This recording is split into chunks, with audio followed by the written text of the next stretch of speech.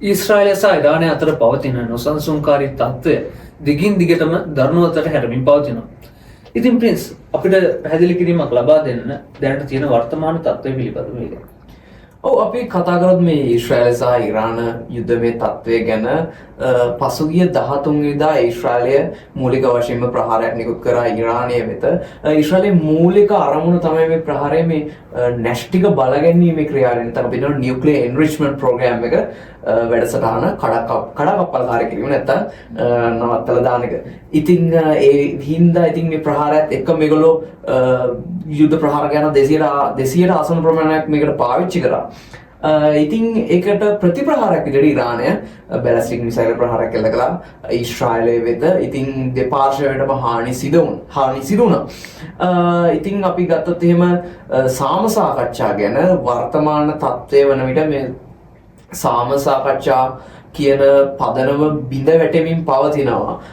ඉතින් ඉරානය මූලික වශයෙන්ම ප්‍රකාශ කළා ඒගොල්ලෝ නිල වශයෙන්ම යුද්ධමය තත්ත්වයකට පිවිසෙනවා කියලා. ඒ වගේම දැන් අපිට පේනවා ක්‍රමක්‍රමයෙන් ඇමරිකාවේ මැදිහත්වීමත් මේ යුද්ධය සඳහා.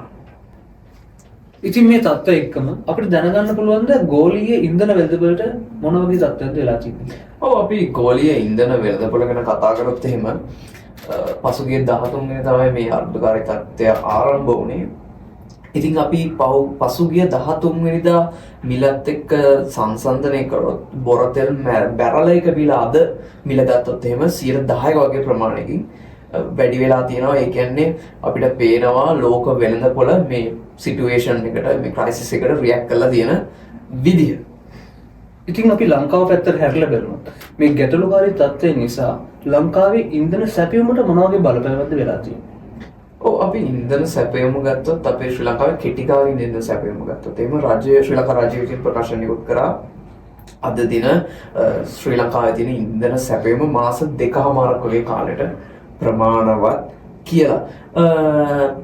අනිත් පැත්තෙන් ගත්තම ගෝලීය ඉන්ධන සැපයුම ගත්තොත් දිගු කාලීන අපි ගත්තොත් එහෙම මේ දිගු කාලීන මේ යුද්ධමය වාතාවරණය දිගින් දිගටම පැවතුනොත් ගෝලීය ඉන්ධන සැපයට අනිවාර්යයෙන්ම තර්ජනයක් එල්ල වෙනවා. නමුත් දැනට හිම වාතාවරණයක් පේන්න තියෙන්නේ නැහැ.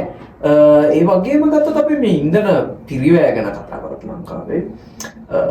ලංකාවේ ප්‍රබල ආර්ථික විශේෂඥයන්ට අනුව 112ක් වගේ වැඩිවීමක් ඉන්ධන මිල ගෝලීය වෙළඳපොළේ වැඩිවීමක් 12ක් වගේ ප්‍රමාණයක් වැඩි වුණොත් ශ්‍රී ලංකාවට තම අමතර ඩොලර් මිලියන 500ක් වගේ මුදලක් අමතර පිරිවැයක් දරන්න වෙනවා. ඉතින් මේක අපිට දරා ගන්න අමාරු තත්ත්වයක්. අපි ආර්ථික අර්බුදයෙන් රිකවර් වෙන ගමන් ඉන්නේ. ඉතින් මේ වගේ රිකවරි එකක් වෙන වෙලාවක මේ වගේ ඉන්ධන මිල වැඩිවීමක් අපි වගේ රටකට දරා ගන්න අමාරු වෙන්න පුළුවන්. හැබැයි තාමත් වාතාවරණය එච්චර දරුණු අතර හැරිලා නැහැ. මේ යුද්ධමය වාතාවරණය තාමත් රටවල් දෙකක් අතර විතරයි මේ යුද්ධමය තත්ත්වය තියෙන්නේ. මේක කලාපීය වශයෙන් තාම වර්ධනයක් වෙලා නැහැ. අපිට එහෙම තත්ත්වයක් දකින්න නැහැ. අපි බලමු ඉස්සරහට මොකද වෙන්නේ කියලා. මේ යුද්ධමය වාතාවරණත් එක්කම අපි දැක්කා ග්ලෝබල් නැචරල් ගෑස් ප්‍රයිසස් ෆ්ලක්චුවේට් වෙනවා. මේකට මොන වගේද රීසන්ස් වෙන්න පුළුවන්? ඔව් අපි ග්ලෝබල් නැචරල් ගෑස් නැත්නම් ස්වභාවික වායු ගැන කතා කරොත් එහෙම ඉරාන් වලට විශාල නිධියක් තියෙනවා. ස්වභාවික වායු එක ප්‍රතිශතයක් විදිහට ගත්තම සැලකිය යුතු ප්‍රතිශතයක්. ඉතින් අපි මේ ස්වභාවික වායු නිධිය ගැන කතා කරොත් මේක කටාර් රාජ්‍යත් එක්ක හුමාරු කරගෙන තමයි මේ නිධිය වැඩ කටයුතු කරන්නේ. ඒ වගේම ඊශ්‍රායලයේ මේ ස්වභාවික වායු නිධියටත් විශේෂයෙන් ඉරානයට අයිති ප්‍රදේශයට ඒගොල්ලොන්ගේ ෆැසිලිටියට ප්‍රහාර කළ කරා. ඉතින් මේ ස්වභාවික වායු නැචරල් ගෑස් එකම අපි කතා කරන වැදගත් කාරණයක් තමයි යූරියා. ඉතින් යූරියා මැනුෆැක්චර් කරන්න නැත්නම් මේ යූරියා නිෂ්පාදන කටයුතු කරන්න ස්වභාවික වායු කියන්නේ මූලික මූලද්‍රව්‍යයක්. ඉතින් ස්වභාවික වායු මිල ගණන නැත්නම් natural gas prices fluctuate වැඩි වෙනවත් එක්කම naturally යූරියා prices වැඩි වෙනවා. ඉතින් අපේ පර්යේෂණ වාර්තාවලට අනුව අපේ පර්යේෂණ වලට අනුව 90%කට ආසන්න සම්බන්ධතාවයක් තියෙනවා ස්වභාවික වායු මිල ගණන් සහ යූරියා මිල ගණන්. ඉතින් අපි කතා කරොත් එහෙම මේ කලාපේ මිඩල් ඊස්ට් ඒරියා එක ගැනම කතා කරොත් මිඩල් ඊස්ට් ඒරියා එක ලෝකෙන් ප්‍රතිශතයක් විදියට යූරියා 48ක් අපනයනය කරනවා. ඉතින් මේක ඉතා විශාල ප්‍රතිශතයක්. ඉතින් මේ යුද්ධමය වාතාවරණය දිගින් දිගටම පැවතියහොත් අපිට සමහර විට දැක ගන්න පුළුවන් මේ යූරියා මිල ගණන් ඉහළ යාමක්. ඒ වගේම මේ වාතාවරණ සමගම පොහොර මිල ගණන් වැඩි වෙලා තියෙනවා. ඒ සමගම ශ්‍රී ලංකාවේ කෘෂිකාර්මික සහ ආහාර නිෂ්පාදිතවල ප්‍රයිසස් වලට මොන හරි ඉම්පැක්ට් එකක් වෙලා තියෙනවා. ඔව් අපි කතා කරොත් එහෙම ප්‍රයිස් ඉම්පැක්ට් එක ගැන ෆර්ටිලයිසර්ස් වල ස්පෙෂලි විශේෂයෙන්ම යූරියා වලට කොහොමද බලපෑම වෙලා තින්නේ කියලා මම හිතන්නේ අපි ටිකක් කලින් වැඩි මේක ගැන මේ බලපෑම ගැන කියන්න. සමහරවිට මිල වැඩිවීමක් විශාල මිල වැඩිවීමක් වෙන්න පුළුවන්. දැම්ම අපිට කියන කලින් වැඩි මොන වගේ මිල වැඩිවීමක් වෙන්න පුළුවන්ද කියලා. සමහරවිට නොවෙන්නත් පුළුවන්. සමහරවිට විශාල වශයෙන් මිල වැඩිවීමක් වෙන්න පුළුවන්. මොකද කිව්වොත් මේ මම ඉස්සෙල්ලා කලින් කතා කරා වගේම මේ මිඩල් ඊස්ට් ඒරියා නැත්නම් කලාපයක් වශයෙන් යුද්ධයකට පිවිසුනොත් 140ක් 50ක් වගේ ප්‍රතිශතයක් කියන්නේ විශාල ප්‍රතිශතයක් ලෝක වෙළඳපොලෙන් ගත්තොත් ඉතින් ඒ වගේ ප්‍රතිශතයකට බලවෑමක් එල්ල වුණොත් එහෙම ඒක විශාල අර්බුදයක් වෙන්න පුළුවන්. යූරියා මිල ගණන් ශීඝ්‍රයෙන් ඉහළ යන හැකියාවක් තියෙනවා. ඉතින් මම හිතන්නේ මේ දැනට පවතින යුද්ධමය වාතාවරණයත් එක්ක ඒක ටිකක් කලින් වැඩි. මම හිතන්නේ මේ වගේ දෙයක් ගැන අදහස් ප්‍රකාශ කරන එක. අනිත් පැත්තෙන් ගත්තොත් එහෙම අපි දන්නවා විශේෂයෙන් ඉරානයට සම්බාධක පනවලා තියෙන ඇමරිකාවෙන් පසුගිය අප්‍රේල් මාසයේ නැව් කිහිපයකටම ඒගොල්ලොන්ගේ සප්ලයි නැව් කිහිපයකටම චීනය වෙත යන නැව් කිහිපයකට සම්බාධක කිහිපයක් පනවලා තිබ්බා. ඔව් සම්බාධක ඉරානයේ වෙත සම්බාධක තියෙනවා ඇමරිකාවෙන්. ඒත් යුද්ධමය තත්ත්වයක් හේතුවෙන් කියන්නේ විශාල ගැටුමක් අපි කියමු රටවල් දෙකටම ලොකු හානියක් වෙන යුද්ධමය තත්ත්වයකට මේ තියෙන සිටුේෂන් එක නැත්තම් මේ තත්ත්වය වර්ධනය වුණොත් ඉරානෙන් ඒ ලැබෙන ප්‍රමාණය නැත්නම් ඒ සප්ලයි එක ලෝක වෙළඳපොළට ඔව් අපි දන්නවා තියෙනවා සම්බාධක. හැබැයි ඒ ලෝක වෙළඳපොළට සපයන ප්‍රමාණය අඩුවීමක් වුණොත් අනිවාර්යයෙන්ම සම්බාධක තිබ්බත් අනිවාර්යයෙන්ම ලෝක වෙළඳපොලේ යූරියා මිල ඉහළ යාමක් වෙන්න පුළුවන්. දිගින් දිගට මේ තත්ත්වය වර්ධනය වුණොත් ඉතින් ඒකත් එක්කම ලංකාවේ කෘෂිකාර්මික නිෂ්පාදනවල ආහාරවල අනිවාර්යයෙන්ම මිල ඉහළ යාමක් වෙන්න පුළුවන්. ඒත් එක මම හිතන්නේ මම විශේෂ දෙයක් ගැන කතා කරන්නේ මේ ඉන්ෆ්ලේෂන් එක නැත්තම් උද්දමනය ගැන. ඉතින් මේකත් හින්දා උද්දමනයට යම්කිසි බලපෑමක් වෙන්න පුළුවන්. මේ මම කිව්වා වගේම යුද්ධයේ දිගින් දිගටම පැවතුනොත් උද්දමනයට බලපෑමක් වෙන්න පුළුවන්. හැබැයි අපි කතා කරොත් එහෙම මේ අපේ ලෝක උද්දමනය ගැන නෙවෙයි ලංකාවේ විශේෂයෙන්. අපි දන්න ලෝක ඒ වගේ උද්දමනකාරී තත්ත්වයක් බලාපොරොත්තු වෙනවා නම් ඒගොල්ලෝගේ මහ බැංකුව විසින් ඒකට අදාළ පියවර ගන්නවා. අපි උදාහරණයක් ගත්තොත් එහෙම ඉන්ට්‍රස්ට් රේට් වැඩි කරන්න පුළුවන්.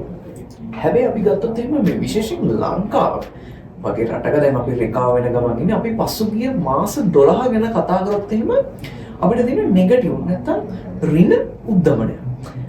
ඉතින් මේ වගේ ප්‍රශ්න නැත්තම් මේ එක්ස්ටර්නල් මේ වගේ බාහිර බලපෑමක් ලංකාවට ආවත් ශ්‍රී ලංකා මහ බැංකුවට මගේ මතය අනුව ශ්‍රී ලංකා මහ බැංකුවට ඒගොල්ලන්ට අවශ්‍ය ඉඩ ප්‍රස්තාව තියෙනවා මේ එක්ස්ටර්නල් ප්‍රෙෂර් එක බැලන්ස් කරගන්න. මොකද අපි තාමත් ඉන්නේ නෙගටිව් නැත්තම් ඍණ උද්දමන තත්ත්වයක. ඉතින් මේ වගේ බලපෑමක් ආවොත් මගේ මතය අනුව ශ්‍රී ලංකා මහ බැංකුවට අවස්ථාව තියෙනවා මේ එක්ස්ටර්නල් ප්‍රෙෂර් එක බැලන්ස් කරන්න. මොකද ලෝක ගෝලීය උද්දමනකාරී තත්ත්වයක් එක්ක ගලව අපි ඉන්නේ ඍණ තත්ත්වයක.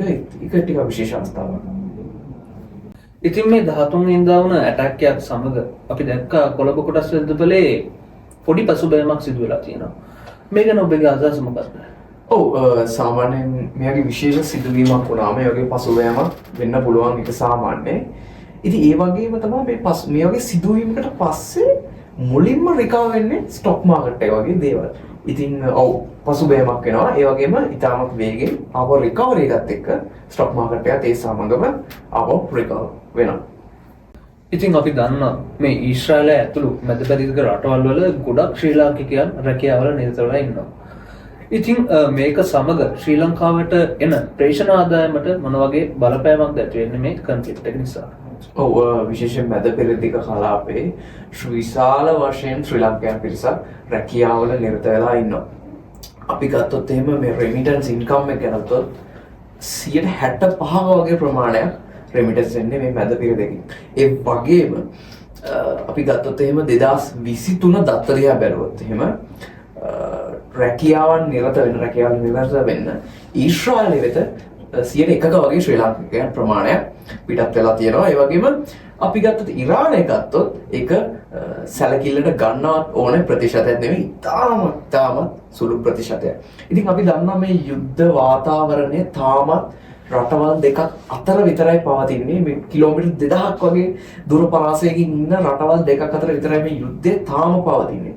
ඉතින් මේක කලාපීය යුද්ධයක් දක්වා තාම වර්ධනය වෙලා නැහැ.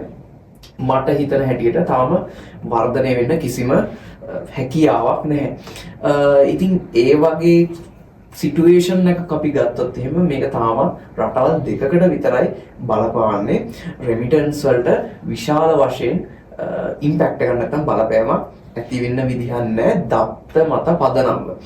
අපි කතා කරත් අපිට තව ටිකක් ඉස්සරහට ගියොත් එහෙම මේ රැකියාව නිරත වන පුද්ගලයන් ගැන. ඉතින් ගොඩක් වෙලාවට මේ අන්ස්කිල් ලේබර් කියන කැටගරි එක තමයි මේ මැද පෙරදිග කලාපේ ගොඩක් වෙලාවට රැකියාව නිරත වෙන්නේ. ඉතින් ඒගොල්ලොන්ගේ තමන්ගේ රටේ රැකියාවේ ජොබ් එකක් නැති වුණොත් ඒගොල්ලන්ට අවස්ථාව තියෙනවා වෙන රටකට ඉතා ඉක්මනින් සංක්‍රමණය වෙන්න වෙන රටක රැකියාවක් හොයාගන්න. මොකද මේගොල්ලන්ගේ ජොබ් කැටගරියේ තියෙන ස්වභාවය හින්දා. ඉතින් මම ඉස්සල්ලා මතක් කරා වගේම මේක තාම කලාපීය තත්ත්වයක් වශයෙන් වර්ධනය වෙලා නැහැ. තාම රටවල් දෙකක් අතර විතරයි මේ යුද මේ තත්ත්වය තියෙන්නේ. ඉතින් මම හිතන විදිහට මේකට ලොකු බලපෑමක් වෙන්නේ නැති වෙයි අපේ මේ රෙමිටන්ස් වලට ලංකාවට ලැබෙන. ඔව් ඒ සමගම අපිට ලංකාවේ සංචාරක කර්මාන්තය ගැන කතා කරමු. සංචාරක කර්මාන්තය normally impact එකක් වෙනවා මේ වගේ conflict එකක් globally ඇති වෙද්දී. එතකොට දැන් මේ ඇතුළත සිටින situation එකත් එක්ක ලංකාවට මොන වගේ impact එකක්ද තියෙන්නේ? ඔව් අපි දත්ත දිහා බැලුවොත් එහෙම 2024 දත්ත දිහා විශේෂයෙන් දැන්ට ලංකාවට මිලියනය ඉක්ම වූ සංචාරකයන් ප්‍රමාණයක් ඇවිල්ලා තියෙනවා. ඒ වගේම මේ සංචාරකයන් අතරින් 101ක වගේ ප්‍රමාණයක් තමයි ඊශ්‍රායලෙන් ඇවිල්ලා තියෙන්නේ. ඉතින් අපි මේ නම්බර්ස් වශයෙන් නැත්නම් මේ ආපු ටුවරිස්ට්ලා ආපු ප්‍රමාණාත්මක වශයෙන් ගත්තොත් එහෙම මේ 101ක් කියන්නේ ඊටාම සුළු ප්‍රතිශතයක්. ඉතින් අපි ඒ දත්තත් එක්ක සැලකිල්ලට ගත්තොත් එහෙම දැනට අපිට එහෙම පේන්න තියෙන බලපෑමක් නැහැ. මොකද නම්බර්ස් නැත්නම් මේ ඉලක්කම් වශයෙන් ගත්තොත් ඊශ්‍රායලෙන් එන ප්‍රමාණය 101ක් වගේ හින්දා. ඉතින් අපිට දැනගන්න පුළුවන්ද මේ ඇතිවන ongoing conflict එකත් සමගම global shipping routes වලට මොන හරි impact එකක් වෙලා තියෙනවද? ඒ සමගම ශ්‍රී ලංකාවේ export market එකට import market එකට මොන වගේ බලපෑමක් වෙනවද මේ සමග? ඔව් මම මුලින්ම කතා කරන්නම් මේ global shipping routes ගැන. ඉතින් මුහුදු මාර්ග විශේෂයෙන් ගත්තොත් එහෙම හෝමුස් සමුද්‍ර සංධිය ගැන විශේෂ තැනක්. ඉතින් මේ මිඩල් ඊස්ට් නැත්නම් මේ මිඩල් ඊස්ට් කලාපයටම ඇතුළු වෙන්න තියෙන ප්‍රධාන මුහුදු මාර්ගය තමයි මේ හෝමුස් සමුද්‍ර සංධිය. ඉතින් මේ සංධිය මූලික වශයෙන් පාලනය කරන්නේ ඕමානය සහ ඉරානය. ඉතින් මේ සංධියේ දැනට කිසිම ප්‍රශ්නයක් නැහැ. මම හිතන්නේ පොඩි සිදුවීමක් වුණා මේ සංධිය ආසන්න. ඒ වගේම ඔෆිෂියල්ස්ලා කිව්වා මේක මේ යුද්ධයට අදාළ ප්‍රශ්නයක් නෙමෙයි කියලා. දැනට කිසිම ප්‍රශ්නයක් නැහැ. මේ මුහුදු මාර්ගයේ සාමාන්‍ය පරිදි ආනයන අපනයන වෙළඳාම් මේ නැව්වේ හැම සිදු වෙනවා. ඉතින් මම ඒ වගේම මතක් කරන්න ඕනේ මේ සංධියේ විශේෂත්වයක් තියෙනවා. ඒ වගේම මේ සංධිය ගැන කතා කරොත් 120ක් ලෝකයේ බොරතෙල් වලින් ඒ වගේම 120ක් ස්වභාවික වායු වලින් ආනයන අපනයන කටයුතු වෙන්නේ මේ මුහුදු මාර්ගය හරහා. ඉතින් මේ හෝමුස් සමුද්‍ර සංධිය කියන්නේ විශේෂ තැනක්. මේ වගේ තැනකට බලපෑමක් වෙනවා කියන්නේ ලෝක වෙළඳපොළට විශාල වශයෙන් බලපෑමක් වෙන්න පුළුවන්. හැබැයි තාමත් කිසිම මේ මුහුදු මාර්ගයට කිසිම බලපෑමක් සිද්ධ වෙලා නැහැ. සාමාන්‍ය පරිදි ආනයන අපනයන කටයුතු සිද්ධ වෙනවා නැව් මාර්ගය හරහා.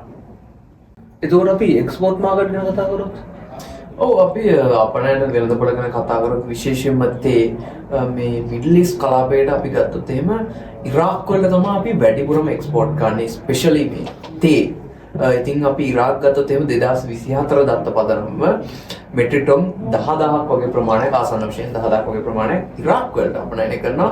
ඒ වගේම අපි ලිබියාවට අපනයනය කරනවා මෙට්‍රික් ටන් 1000ක් වගේ ප්‍රමාණයක්. ඒ වගේම රුසියාවට මෙට්‍රික් ටන් 8000ක් වගේ ප්‍රමාණයක් අපනයනය කරනවා. ඉතින් අපි ඉරාන් ගත්තොත් එහෙම අපි අපනයනය කරන්නේ මෙට්‍රික් ටන් 4000ක් වගේ ප්‍රමාණයක්. ඔව් අපි ඉරාන් වලට සැලකිලි ප්‍රමාණයක් අපනයනය කරනවා. අපි ඒනට ඉරාක් වගේ ඉරාක් රෂ්යා UAE වගේ වත් එක්ක රටවල් එක කම්පෙයාර් කරොත් ඒක ටිකක් අඩු ප්‍රමාණයක්. ඒ වගේ රටවල් එක්ක සංසන්දනය කරොත්. ඉතින් ප්‍රින්ස් අවසාන වශයෙන් සාරාංශයක් ලෙස ගත්තොත් ඔයාලා මොනවද කියන්නේ? ඔව් අවසාන වශයෙන් ගත්තොත් එහෙම කොළඹ කොටස් වෙළඳපොළ දිහා අපි බැලුවොත් එහෙම අපි දැක්කා මේ සිදුවීම හින්දා කොළඹ කොටස් වෙළඳපොළ රියැක්ට් කරා මේ සිද්ධියට. ඔව් අපි දැක්කා පසුබෑමක් තිබ්බා. අපි ඒ වගේම ගත්තොත් මේ පහුගිය සිදුවීම් විශේෂයෙන් යුක්‍රේනය සහ රුසියාව වගේ යුද්ධමය වාතාවරණය ආරම්භ වන වෙලාවේ ලෝක වෙළඳපොළ වගේම ශ්‍රී ලංකා කොළඹ කොටස් වෙළඳපොළත් ඒකට රියැක්ෂන් එකක් තිබ්බා, පසුබෑමක් වුණා. ඒ වගේම අපි දැක්කා කාලයත් සමග මේ යුද්ධය ක්‍රමයෙන් වර්ධනය වුණා. හැබැයි සාමාන්‍ය සිදුවීමක් බවට පත් වුණා. මේ යුද්ධය තවදුරටත් අලුත් සිද්ධියක් නෙවෙයි වුණා ලෝකෙට. ඉතින් අපි ක්‍රමයෙන් දැක්කා ආපහු ස්ටොක් මාකට් ඒ වගේම ගෝලීය වශයෙන් ශ්‍රී ලංකාවේ මේ ස්ටොක් මාකට් රිකවර් වෙන එක. ඉතින් අපි ඒ සිද්ධියත් එක්ක සංසන්දනය කරාම ඉතින් මේක තාමත් රටවල් දෙකක් අතර සිදුවීමක් විතරයි, කලාපීය වශයෙන්වත් වර්ධනය වීමක් වෙලා නැහැ. අපිට ඒ වගේම රිකවරි එකක් සමහර විට බලාපොරොත්තු වෙන්න පුළුවන්.